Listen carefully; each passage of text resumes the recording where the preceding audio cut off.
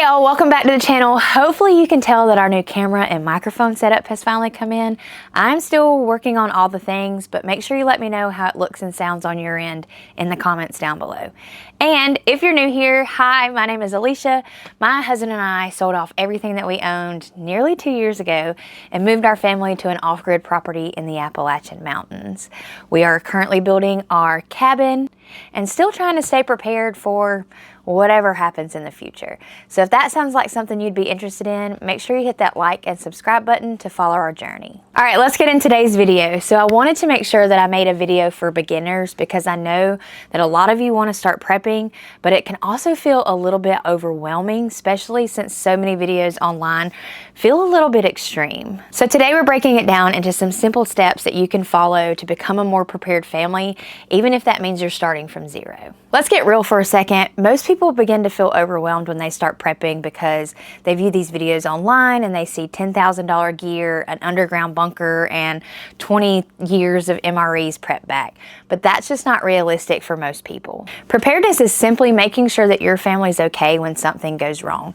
Think a storm, a power outage, supply chain disruptions, job loss. Now, I will admit that most of us who have been prepping for years and years have definitely run those end of the world scenarios through our head, but most of the time they're just not realistic.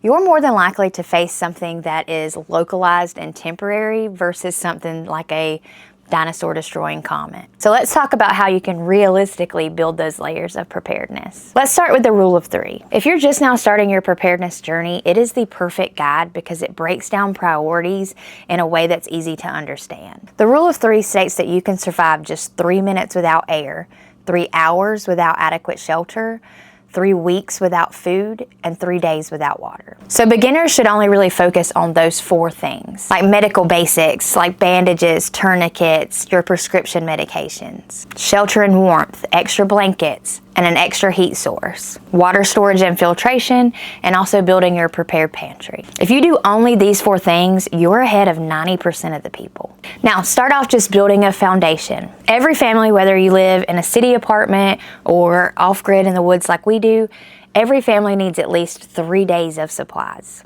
Even FEMA recommends that. 3 days of food, 3 days of water, 3 days of lighting, power, and heat, 3 days of basic medical and hygiene supplies. If getting prepared feels like a lot right now, this is the perfect starting point. It's your basic safety net, and it'll get you through most storms.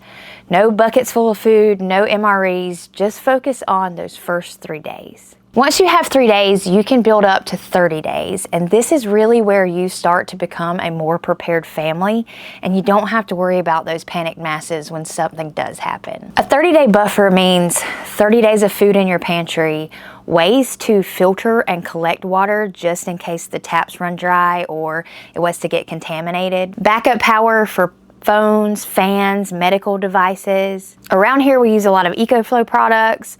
I know that the River 3 and the Delta 2 and the Delta 3 Classic will all run CPAP machines. I think the Delta 3 will run it for 4 hours, and you should get a full night's use out of the Delta 3. They're very great products. I'll link them down below, and if you need me to do a full video on them, I'm more than happy to. That 30-day buffer also includes having a stocked medical cabinet. If you take prescription medications, you want to make sure that somehow you have some sort of backup. Out here on our homestead, we keep a JACE case, which is a complete emergency antibiotic kit. Inside the kit, you get several prescription antibiotics that cover most common bacterial infections families deal with, things like respiratory infections, UTIs, and sinus infections. They also include a full emergency medical guidebook that explains not only when each antibiotic is used, but why it's used and how to take it safely. And the best part is you don't have to jump through any sort of hoops with insurance. You do a quick online consult, and the JACE case is shipped right to your door. If you want to add a JACE case to your medical preparedness plan, I'll leave the link down below, and you can use code PREPAREDFAMILY for $10 off. You also want to make sure that you have a way to stay warm if the power goes out during the winter. So that could be anything from a buddy heater to one of the larger propane setups, a wood stove, even an electric heater with one of those power backups that we were talking about. This is also the time that you should start focusing on always having full propane tanks at your house, and also working on keeping a full tank of gas in your car at all times. I kind of like to pretend that the half tank mark is the empty mark. So even if I get to half a tank, that's when I try to make my brain think that it's empty and I go fill up. It doesn't happen all the time, but it's a rule to keep in mind if you want to be a little bit more prepared when it comes to a bugging out scenario. Don't forget to stash away just a little bit of cash at your house. I know that when we went through Hurricane Helene, when all the power went out, the internet went out, most of our stores, including the grocery store, could not take debit card. So if you had to rush to the store, which a lot of people did, when they got up to the counter and to check out, they realized, hey, we can't use our debit cards, cash only, and there were a lot of fights to break out. So I always recommend, even now, if you're just starting out, take $50, $100 if you can, and just stash it back in your home.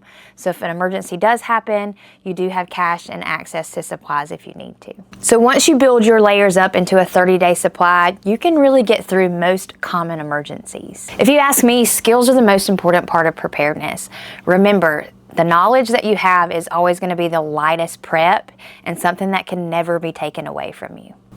Now, there are a million different skills that you could pick up, but remember that this should be tailored to your lifestyle and ability. This could be anything from learning how to scratch cook, learning how to build a fire, learning how to properly apply a tourniquet, or clean and bandage a wound.